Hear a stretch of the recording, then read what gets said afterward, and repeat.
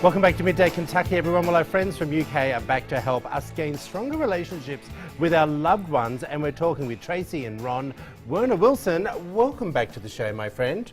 Okay, I love this conversation because couples often complain that they don't communicate, okay? And that's why they're having issues. What can they do to fix this, apart from the basic say hello?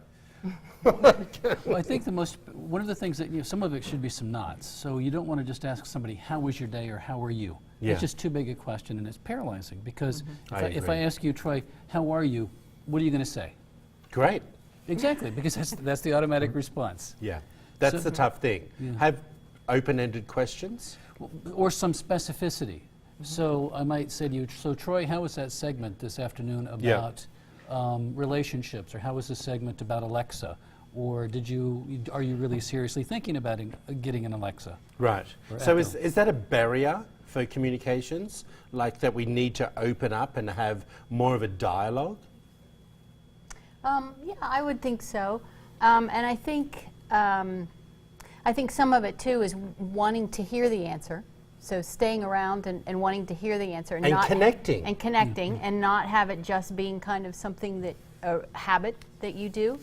And we talked about that last week, right. about learning how to connect. Connect. Yeah. Yeah. So being specific and doing the groundwork, so in the morning asking, so what's your day like? Do you have any interesting meetings? Are you going to be doing any interesting segments? And then remembering that, and then when you reconnect in the, after work, then you can say, so how did that segment go? Is it bad to just, it sounds awful to say this, but just say to your partner when they walk in, you can do your hellos and very briefly, but then just say, I need 15. Absolutely. That's I a just need great a break. strategy. Right. Just give me Right. 15. Yeah. And then we'll reconnect. We'll come back. As opposed to How trying do to you do say it right that? there. Just like you said. Oh.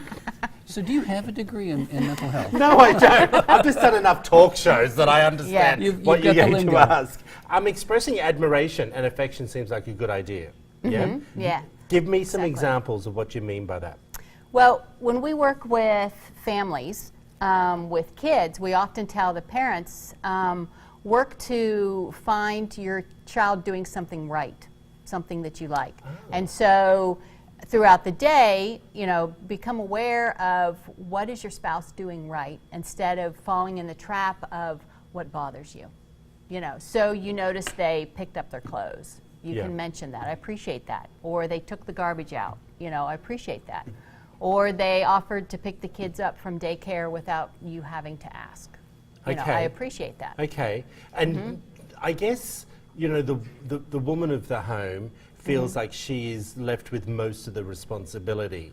What do you need to say as the woman of the home to the husband or the partner?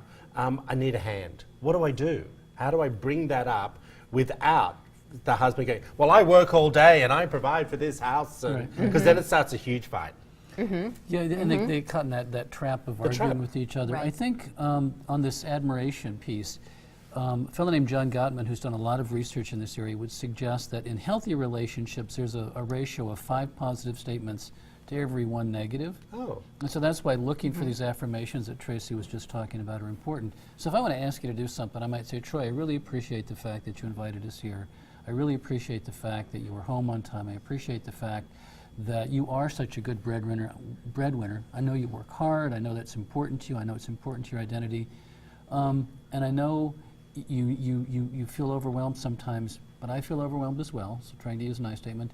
And I'd really like it, or I'm wondering if you can help me with fill in the blank. Do you bring this up on a date? As in you going out on a date night with your, is this the time to have those conversations? Oh, that's dangerous. It's mixed. I think, but setting up the expectation beforehand. Okay. So if you say, I'd really like for us to find an hour or two to talk about some things Gotcha. without interruption. So then you plan it. Plan it. Right. Open that conversation so we know what's happening. Right. So, but you don't say, oh, let's go to dinner and a movie and have some fun, and then while you're at dinner, you say, honey, can we talk? I got you. Yeah. Okay, well, if you want to find out more information, there it all is up on the screen. Good advice. I'm loving Thank you. this, let me tell you. Good. Hey, we'll be right back after this short break, everyone. Thanks, Troy. You watch.